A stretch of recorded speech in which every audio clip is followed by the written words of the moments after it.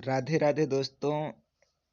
Orbit path YouTube channel में आपका स्वागत करता हूं।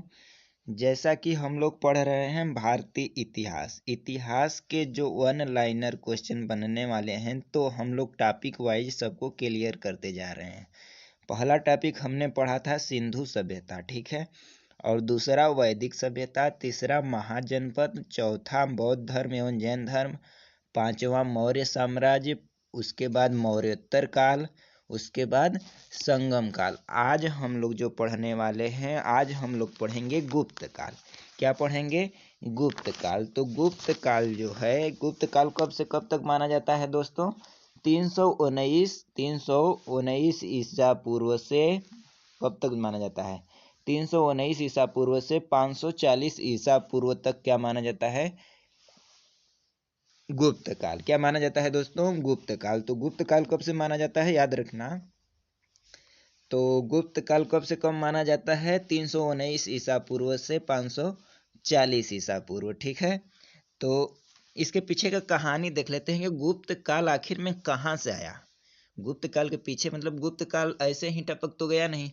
गुप्त काल आया तो आया कहाँ से? तो जो मौर्य काल था, मौर्य साम्राज्य हमने पढ़ा था।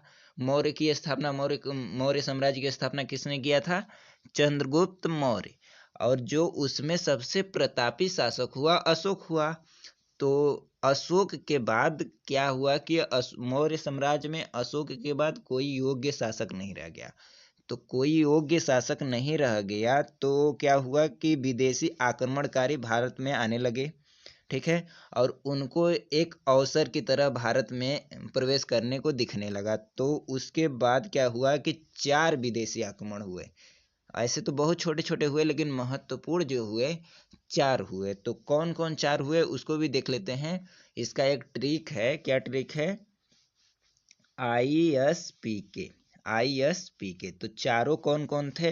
पहला इंडो ग्रीक, दूसरा शक, और तीसरा क्या था? पहलव, और चौथा कुषाण। तो इन 4 जो मुख्य हैं, ये 4 मुख्य विदेशी आक्रमण भारत में हुए।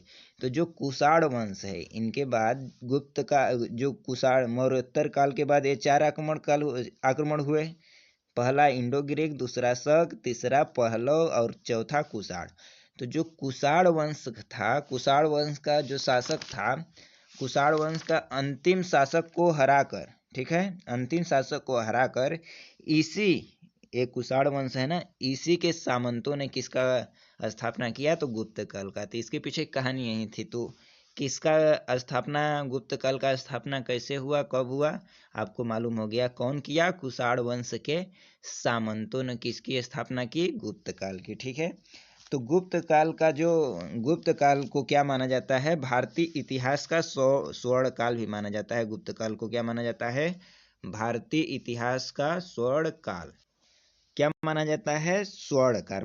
भारतीय इतिहास का स्वर्ण काल माना जाता है। और ये किसके उपासक थे? तो विष्णु के उपासक थे। और इनकी राजधानी कहाँ थी? इनकी राजधानी कहाँ थी? कौशाम्बी। कौशाम्बी कहाँ पड़ता है? कौशाम्बी कहाँ पड़ता है? उत्तर प्रदेश में। तो इनकी राजधानी लिख लेना, राजधानी कहाँ थी? कौशाम्बी। कौशाम्बी, ठीक है। तो अब क्वेश्चन देखेंगे। क्या है क्वेश्चन कि गुप्त वंश का जो संस्थापक कौन था? तो कौन संस्थापक था? श्रीगुप्त। उसका नाम क्या था? श्रीगुप्त। गुप्त वंश श्रीगुप्त, गुप्त वंश श्रीगुप्त, याद रखना। गुप्त वंश का संस्थापक श्रीगुप्त। देखो आगे क्वेश्चन दिया है, गुप्त किसके सामंत थे? गुप्त किसके सामंत थे? कुषाणों के। तो अंतिम शासक जो कुषाण वंश का था, उसको इसके सामंतों ने पराजित करके क्या किया था? गुप्त वंश की स्थापना की थी। अगला क्वेश्चन देखेंगे दोस्तों। अगला क्वेश्चन क्या कहता है? अगला क्वेश्चन कि गुप्त शासन के दौरान ऐसा व्यक्ति कौन था जो एक महान खगोल विज्ञानी और गणितज्ञ था? तो गुप्त शासक के दौरान एक ऐसा व्यक्ति था जो महान, बहुत महान और खगोल विज्ञान और गणितज्ञ भी था। तो कौन था? आर्यभट्ट। आर्यभट्ट का नाम आप लोगों ने सुना होगा। वो किसके शासनकाल में था? तो गुप्तों के। किसके शासनकाल में? गुप्तों के। याद रखना दोस्तों, इंपॉर्टेंट है, ठीक है। अगला क्वेश्चन है कि गुप्त शासकों की सरकारी या दरबारी भाषा थी। यानी कि उनकी दरबारी भाषा जो थी, ऑफिशियल लैंग्वेज जिसे बोलते हैं, वो कौन सी थी? संस्कृत। क्या थी दोस्तों? संस्कृत। गुप्त वंश की ऑफिशियल लैंग्वेज, सरकारी या दरबारी भाषा क्या थी? संस्कृत। याद रखना। अगला क्वेश्चन है कि गुप्त वंश का वह राजा कौन था जिसने हूणों को भारत पर आक्रमण करने से रोका? तो गुप्त वंश का ऐसा कौन सा शासक था जिसने हूणों को भारत पर आक्रमण करने से रोक दिया? तो कौन था? स्कंदगुप्त। स्कंदगुप्त एक बहुत महान शासक माना जाता है। किसका? गुप्त वंश का। ठीक है। अगला है कि गुप्त राजवंश किस लिए प्रसिद्ध था? तो गुप्त राजवंश किस लिए प्रसिद्ध था? तो कला एवं स्थापत्य के लिए। कला एवं स्थापत्य भरपूर मात्रा में इनके राज शासन में हुआ करता था। तो ये लोग कला बहुत अच्छे जानते थे। स्थापत्य, मूर्ति कला वगैरह का स्थापना बहुत करवाए थे। तो गुप्त राजवंश किसके लिए माना जाता है? गुप्त किसके लिए माना जाता है? कला एवं स्थापत्य के लिए दोस्तों। ठीक है। आगे क्वेश्चन कह रहा है, आगे देखेंगे। आगे क्वेश्चन कह रहा है कि अजंता कलाकृतियां किससे संबंधित है? तो जो अजंता की गुफाएं, ठीक है, अजंता की गुफाओं का निर्माण किसने करवाया था? गुप्तों ने। ठीक है। वही बोल रहा है कि अजंता की जो कलाकृतियां हैं किससे संबंधित है? तो गुप्त काल से। किससे संबंधित है? गुप्त काल से। अगला क्वेश्चन कह रहा है कवि कालिदास किसके राजकवि थे? क्वेश्चन देखो इतना इम्पोर्टेंट है। कवि कालिदास के बारे में आप तो लोग जानते हैं, लेकिन ये नहीं जानते हैं किसके राजकवि थे। तो किसके राजकवि थे? चंद्रगुप्त द्वितीय विक्रमादित्य। चंद्रगुप्त द्वितीय विक्रमादित्य। चंद्रगुप्त द्वितीय विक्रमादित्य।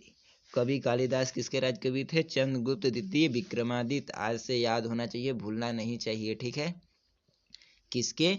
चंद्रगुप्त द्वितीय विक्रमादित्य। अगला क्वेश्चन है कि अजंता जो चित्रकारी की विषय वस्तु किससे संबंधित है? तो बौद्ध धर्म से। जो अजंता में चित्रकारी की गई थी वो किससे संबंधित है? तो बौद्ध धर्म से। ठीक है। अगला क्वेश्चन है कि उत्तर गुप्त युग में जो विश्वविद्यालय प्रसिद्ध हुआ था वह कौन था? जो उत्तर गुप्त में, उत्तर और पूर्व, ठीक है, दो नामों से विख्यात होते थे उस समय के जो राजवंश थे। तो उत्तर गुप्त युग में जो विश्वविद्यालय था वो प्रसिद्ध हुआ था किसके? कहाँ? कौन था? नालंदा। उस समय कौन था? नालंदा विश्वविद्यालय। कहाँ है? कहाँ है? बिहार में। ठीक है। अगला क्वेश्चन है कि एरड़ अभिलेख का संबंध किस शासक से है? तो भानुगुप्त। भानुगुप्त ने एरड़ अभिलेख लिखवाया था, जो कि बहुत इम्पोर्टेंट है। ठीक है। किसमें पूछा गया था? किसमें पूछा गया था? तो एमटीएस के क्वेश्चन में पूछा गया था 2020 में। ठीक है। अगला क्वेश्चन है कि फायान किसके शासनकाल में भारत आया था? तो चंद्रगुप्त द्वितीय के। फायान फायान किसके शासनकाल में भारत आया था? चंद्रगुप्त द्वितीय के।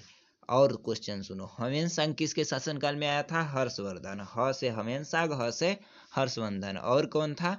और मेगास्थनीज। मेगास्थनीज किसके दरबार में आया था? तो मेगास्थनीज, म से मेगास्थनीज, म से मौर्य। चंद्रगुप्त मौर्य। चंद्रगुप्त मौर्य। ठीक है। और फायान किसके शासनकाल में आया? चंद्रगुप्त द्वितीय। चंद्रगुप्त द्वितीय। ठीक है। ठीक है। आगे क्वेश्चन देखेंगे। आगे क्वेश्चन क्या कहता है दोस्तों कि भारतीय संस्कृति का स्वर्ण युग था। भारतीय संस्कृति का स्वर्ण युग कौन था? गुप्त काल। अभी शुरू में बताए हैं कि इन्हें क्या कहा जाता है? भारतीय संस्कृति का स्वर्ण युग कहा जाता है गुप्त काल को। ठीक है। अगला क्वेश्चन है फायान कहाँ का निवासी था? तो फायान चीन का निवासी था। फायान, फी, फा, चूंग, चांग, ये सब क्या होते हैं? ये कहाँ के होते हैं भाई? चीन के होते हैं। चीन, चांग, चूंग। तो फायान भी उसी तरह फी, फा, फान। तो कहाँ के? चीन के। याद रहेगा, हमेशा याद रहेगा, कहाँ के? चीन के। अगला क्वेश्चन है कि सेतु बंध का रचनाकार प्रवर सेन द्वितीय किस वंश का शासक था? जो सेतु बंध है का रचनाकार, सेतु बंध का जो रचनाकार है प्रवर सेन द्वितीय। प्रवर सेन द्वितीय किस वंश का शासक था? तो वाकाटक। किस वंश का शासक था? वाकाटक वंश का। तो ठीक है। किस वंश का शासक था? वाकाटक वंश का था। कौन शासक था? प्रवरसेन द्वितीय। प्रवरसेन द्वितीय। ठीक है। प्रवरसेन द्वितीय था। कहाँ का? वाकाटक वंश का। कहाँ का दोस्तों? वाकाटक वंश का। अगला क्वेश्चन क्या है दोस्तों? अगला क्वेश्चन है कि किस गुप्तकालीन शासक को कविराज कहा गया? तो समुद्रगुप्त को। किस गुप्तकालीन शासक को कविराज कहा गया? तो समुद्रगुप्त को। समुद्रगुप्त को एक और नाम से जाना जाता है, इसका घोड़ा तीन घाट का पानी पीता था, ठीक है, 3 देश का पानी पीता था, शायद ये कहा जाता है। तो किसका घोड़ा? समुद्रगुप्त का। अगला क्वेश्चन है कि स्कंदगुप्त को किस स्तंभ लेख में सक्रोपम कहा गया? स्कंदगुप्त को किस स्तंभ लेख में सक्रोपम कहा गया? तो कहोम स्तंभ लेख। कहो भाई, कहो। शक है तो कहो।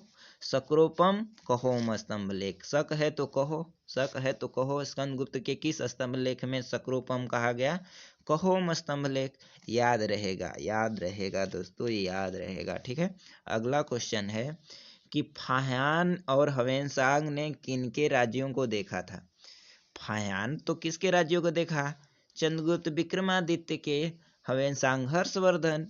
आप लोग बता देंगे, ठीक है। अगला क्वेश्चन है कि धन्वंतरी थे। भाई धन्वंतरी क्या थे? धन्वंतरी क्या थे? चंद्रगुप्त विक्रमादित्य के दरबार में 9 रत्नों में से एक थे, जो कि प्रसिद्ध थे किसके लिए? चिकित्सक के लिए। धन्वंतरी किसके लिए प्रसिद्ध थे? चिकित्सक के लिए। चंद्रगुप्त विक्रमादित्य के दरबार में 9 रत्न रहा करते थे, जिसमें से एक धन्वंतरी भी थे, ठीक है, याद रखना। अगला क्वेश्चन है कि गुप्तकालीन शासन प्रणाली किस प्रकार की थी? तो राजतंत्रात्मक। क्या थी? राजा का तंत्र था, राजा का शासन था। इसमें याद करने की कोई जरूरत ही नहीं है भाई, इसको याद करने की कोई जरूरत है नहीं है। कैसे? गुप्तकालीन शासन प्रणाली किस प्रकार की थी? राजतंत्रात्मक रही होगी तभी ना। राजा का बेटा राजा, समुद्रगुप्त, स्कंदगुप्त, श्रीगुप्त, सब तो भाई रजे थे ना, तो रजे राजतंत्र होगा, ठीक है। अगला क्वेश्चन है कि गुप्त स्थापत्य कला का सर्वोत्कृष्ट मंदिर कौन है? तो गुप्त स्थापत्य कला का सर्वोत्कृष्ट मंदिर कौन है? देवगढ़ का दशावतार मंदिर, जो कि बहुत इंपॉर्टेंट है दोस्तों, याद रख लेना। देवगढ़ का जो दशावतार मंदिर है वो गुप्त स्थापत्य कला का सर्वोत्कृष्ट मंदिर है, ठीक है। अगला क्वेश्चन है कि अजंता की गुफाओं में किन गुफाओं का निर्माण गुप्त काल में हुआ? तो अजंता की गुफाओं में किन गुफाओं का निर्माण गुप्त काल में हुआ? 16, 17 एवं 19। 16, 17 एवं 19। अगला क्वेश्चन है कि अमरकोश के लेखक अमर सिंह किस शासक के दरबार से जुड़े थे? तो अमरकोश के लेखक अमर सिंह, अमरकोश अमर सिंह किस शासक के दरबार से जुड़े थे? तो चंद्रगुप्त द्वितीय विक्रमादित्य, ठीक है। अगला क्वेश्चन देखेंगे। अगला क्वेश्चन क्या है? अगला क्वेश्चन है कि गुप्त संभवत क्या है दोस्तों? गुप्त संभवत 319 से 320 को प्रारंभ करने का श्रेय किसे दिया जाता है? तो गुप्त संभवत 319 से 320 को प्रारंभ करने का श्रेय किसे दिया जाता है? चंद्रगुप्त प्रथम को। किसे? चंद्रगुप्त प्रथम को। अगला क्वेश्चन है चंद्रगुप्त प्रथम ने गुप्त संभवत का प्रारंभ किस उपलक्ष्य में किया? तो चंद्रगुप्त प्रथम ने गुप्त संभवत का प्रारंभ किस उपलक्ष्य में किया? तो अपने राज्यारोहण के स्मारक के रूप में, अपने राज्यारोहण के स्मारक के रूप में। अगला क्वेश्चन है नगरों का क्रमिक पतन किस काल की एक महत्वपूर्ण विशेषता थी? जो नगरों का क्रमिक पतन था किस काल की एक महत्वपूर्ण विशेषता थी? तो गुप्त काल की, ठीक है।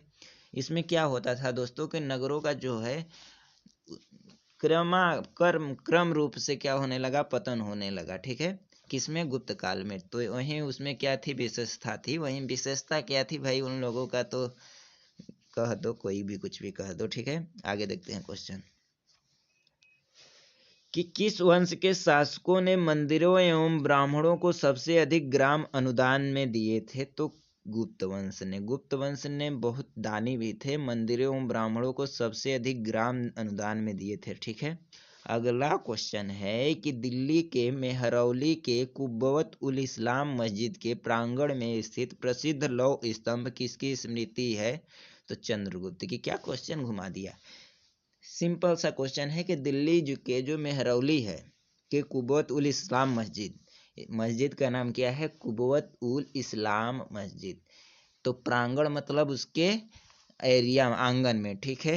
एक प्रसिद्ध लौह स्तंभ है, एक स्तंभ लगाया गया है जो लोहे का है, ठीक है।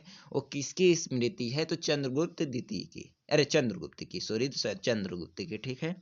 याद रहेगा दिल्ली में एक इसमें क्या है दिल्ली में मस्जिद है, क्या नाम है? कुव्वत उल इस्लाम मस्जिद के प्रांगण में, के आंगन में किसका स्मृति चिन्ह है? तो चंद्रगुप्त का। क्या बनाया गया है? लौह स्तंभ, याद रहेगा। अगला क्वेश्चन है कि कालिदास द्वारा रचित जो मालविकाग्नि मित्र नाटक का नायक कौन है? कालिदास की प्रमुख पुस्तक है मालविकाग्नि मित्र। कई बार पूछ चुका है, कई बार पूछ चुका है। भेरी भेरी भेरी भेरी भेरी, जितना भी भेरी लिख दो, इम्पोर्टेंट है। तो कालिदास द्वारा रचित मालविकाग्नि मित्र नाटक का नायक कौन था? अग्निमित्र। ऐसे ही पूछ देता है कि मालविकाग्नि मित्र के रचयिता कौन है? तो कालिदास, ठीक है। अगला क्वेश्चन है कि समुद्रगुप्त की सैनिक उपलब्धियों का वर्णन उसके किस अभिलेख में उपलब्ध है? तो प्रयाग जो अभिलेख है उसमें समुद्रगुप्त की सैनिक की जो उपलब्धियां थी वो उल्लेख किया गया है, ठीक है। आगे क्वेश्चन देखते हैं कि किस काल में स्त्रियों की पुरुषों में बराबरी थी? जो कौन सा काल है जिसमें स्त्रियों की बराबरी पुरुषों से थी? किस काल में? गुप्त काल में। और क्या बताए थे दोस्तों? इसके पहले बताए थे कि जो पांड्य राजा थे ना, पांड्य ही राजा बताए थे शायद संगम काल में। तो पांड्य राजा बताए थे कि चेर राजा? वो अपने क्या करते थे? चेर राजा था शायद सेनगुप्तमन ना। तो उसने क्या किया था? उसने पत्नी पूजा, कन्नगी पूजा प्रारंभ किया था। और यहाँ जो गुप्त काल है, गुप्त काल में स्त्रियों की पुरुषों से बराबरी, दोनों की बराबरी थी, ठीक है। याद रखना दोस्तों, बहुत इंपॉर्टेंट हो जाता है एक तरह से। अगला क्वेश्चन देखेंगे, अगला क्वेश्चन देखेंगे, थोड़ा लंबा जाएगा, बस 10 मिनट और, ठीक है। समय का चिंता नहीं है ना दोस्तों, बस 10 मिनट और देख लेते हैं। क्या है कि भारत का जो नेपोलियन है, भारत का नेपोलियन किसे कहा जाता है? क्या इंपॉर्टेंट क्वेश्चन बन जाता है। समुद्रगुप्त को क्या कहा जाता है? समुद्रगुप्त का घोड़ा 3 घाट का पानी पीता था। और क्या है? भारत का नेपोलियन भी किसे कहा जाता है? समुद्रगुप्त को। देख रहे हो, UP lower PCS, Chhattisgarh PCS, UPSC सब में पूछा गया है। क्या इंपॉर्टेंट है, ठीक है। आगे क्वेश्चन है कि जो इम्पोर्टेंट होगा उसे हम बता देंगे, व्याख्या कर देंगे। तक्षशिला विश्वविद्यालय स्थित है। तो तक्षशिला विश्वविद्यालय कहाँ स्थित है? भारत में। कहाँ स्थित है? भारत में। वर्तमान में तक्षशिला कहाँ स्थित? तक्षशिला विश्वविद्यालय स्थित था भारत में, लेकिन वर्तमान में कहाँ है? तक्षशिला पाकिस्तान में है। कहाँ है? पाकिस्तान में, ठीक है। अगला कह रहा है कि किस राजा का एक अन्य नाम देवगुप्त था? किस राजा का एक अन्य नाम देवगुप्त था? तो चंद्रगुप्त द्वितीय का क्या नाम था? एक अन्य नाम देवगुप्त भी था, चंद्रगुप्त द्वितीय का, ठीक है। आगे क्वेश्चन कह रहा है कि प्रथम गुप्त शासक जिसने परम भागवत की उपाधि धारण की। तो परम भागवत की उपाधि धारण करने वाला पहला गुप्त शासक कौन था? चंद्रगुप्त द्वितीय।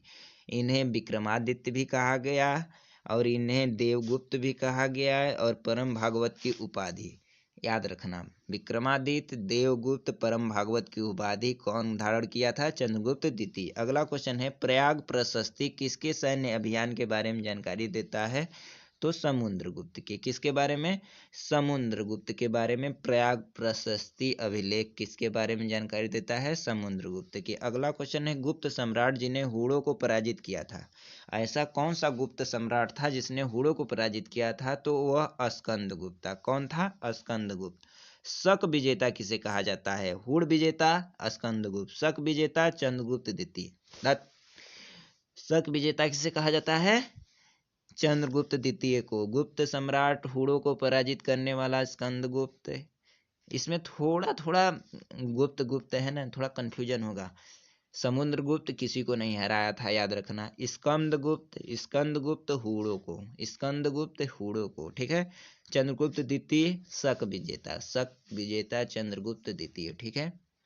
आगे क्वेश्चन देखेंगे कि रजत सिक्के जारी करने वाला प्रथम गुप्त शासक कौन था? तो चंद्रगुप्त द्वितीय। रजत रजत सिक्के जारी करने वाला प्रथम गुप्त शासक कौन था? चंद्रगुप्त द्वितीय। अगला क्वेश्चन है, नगरों का क्रमिक पतन किस काल की एक महत्वपूर्ण विशेषता थी? तो गुप्त काल की, अभी पढ़े थे। अगला क्वेश्चन है, किस गुप्त शासक ने सर्वप्रथम सिक्के जारी किए? तो चंद्रगुप्त प्रथम ने क्या किए? चंद्रगुप्त प्रथम ने क्या किए? क्या किए भैया? क्या किए? सर्वप्रथम सिक्के जारी किए। अगला क्वेश्चन है, कौन सा राजवंश हुड़ों को आक्रमण से अत्यंत विचलित हुआ? तो गुप्त वंश। गुप्त वंश हुड़ों के आक्रमण से अत्यंत विचलित हुआ, मतलब परेशान हुआ। लेकिन इसे हराया भी कौन? चंद्रगुप्त ने, अरे स्कंदगुप्त ने। हुड़ों को पराजित कौन किया? स्कंदगुप्त ने। और उससे हुड़ों से सबसे अधिक क्या हुए? अत्यंत विचलित कौन हुए? गुप्त वंश के शासक। भाई आक्रमण तो उसी के शासनकाल में हुआ, तो विचलित कौन होगा? वही ना होगा। अजंता गुफाओं के सरीखी जैसी गुफाएं मध्य प्रदेश में है, ठीक है, मध्य प्रदेश में है। अजंता गुफाओं के सरीखी यानी जैसी गुफाएं मध्य प्रदेश में है। बाघ जिसे धार कहते हैं में, बाघ में, ठीक है। अगला क्वेश्चन है कि गुप्त वंश की अवधि क्या है? गुप्त वंश की अवधि 319 से 500 ईस्वी। 319 से 500 ईस्वी। 319 से 319 से 500 ईस्वी, ठीक है। उधर शायद ईसा पूर्व हम बता दिए थे, ईस्वी रहेगा, ठीक है। आगे कह रहा है क्वेश्चन कि बाल विवाह की प्रथा आरंभ हुई गुप्त काल में। बाल विवाह की प्रथा आरंभ हुई गुप्त काल में, ठीक है। अगला क्वेश्चन कह रहा है, यूरोपीय भाषा में अनुदित या अनुवादित प्रथम भारतीय ग्रंथ कौन सा है? तो कुमार संभवम। कुमार संभवम यूरोपीय भाषा में अनुदित, जिसे अनुवादित कहते हैं, प्रथम भारतीय ग्रंथ है, ठीक है दोस्तों। अगला क्वेश्चन देखते हैं। अगला क्वेश्चन इंपोर्टेंट रहेगा कि सती प्रथा का पहला उल्लेख कहाँ मिलता है? बहुत इंपॉर्टेंट है दोस्तों, सही बता रहे हैं। सती प्रथा का पहला उल्लेख कहाँ मिलता है? एरड़ अभिलेख में। कहाँ? एरड़ अभिलेख में। अगला क्वेश्चन है कि मिहिर कुल का संबंध किससे था? तो हूणों से। पूछा जाता है मिहिर कुल का संबंध किससे था? हूणों से। अगला क्वेश्चन कह रहा है कि गुप्त राजा जिसे विक्रमादित्य की पदवी ग्रहण की थी कौन था? चंद्रगुप्त द्वितीय विक्रमादित्य, ठीक है। चंद्रगुप्त द्वितीय विक्रमादित्य। शकों को पराजित करने वाला भी यही था। हूणों को पराजित करने वाला स्कंदगुप्त, शकों को पराजित करने वाला चंद्रगुप्त द्वितीय, ठीक है। अगला क्वेश्चन है, गुप्त काल में उत्तर भारतीय व्यापार किस पत्तन से संचालित होता था? तो ताम्रलिपि से। किससे?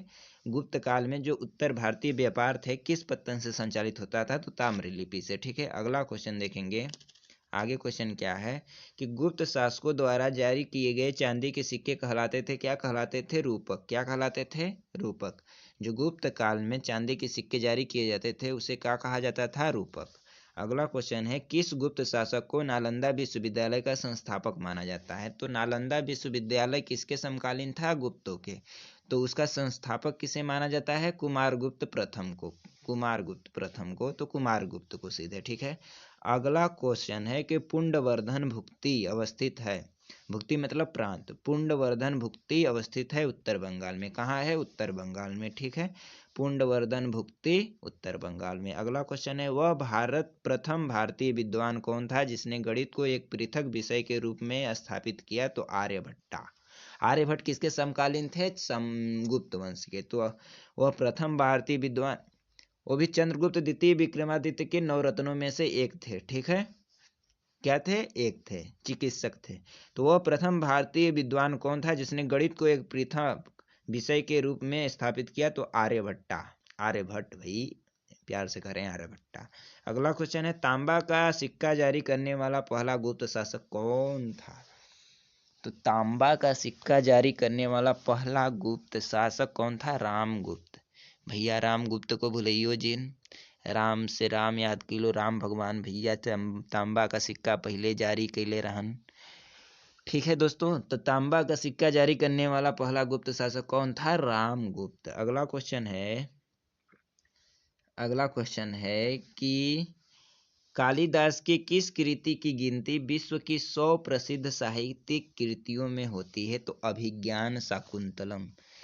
वाह वाह, बहुत अच्छा क्वेश्चन है दोस्तों कि अभिज्ञान शाकुंतलम किसके द्वारा लिखा गया है, तो कालिदास के द्वारा। कालिदास की जो कृति है विश्व की 100 प्रसिद्ध साहित्यिक कृतियों में से होती है इसकी गिनती, ठीक है, अभिज्ञान शाकुंतलम। अगला क्वेश्चन है, वर्तमान गणित में दशमलव प्रणाली के आविष्कार का श्रेय किस युग को जाना जाता है, तो वर्तमान जो गणित है उसमें दशमलव प्रणाली जो है के आविष्कार का श्रेय किस युग को जाना जाता है, गुप्त काल को। कभी सुना होगा, सुन लो भैया, जान लो, ठीक है। बहुत मस्त मस्त क्वेश्चन पढ़ा रहे हैं हम आपको।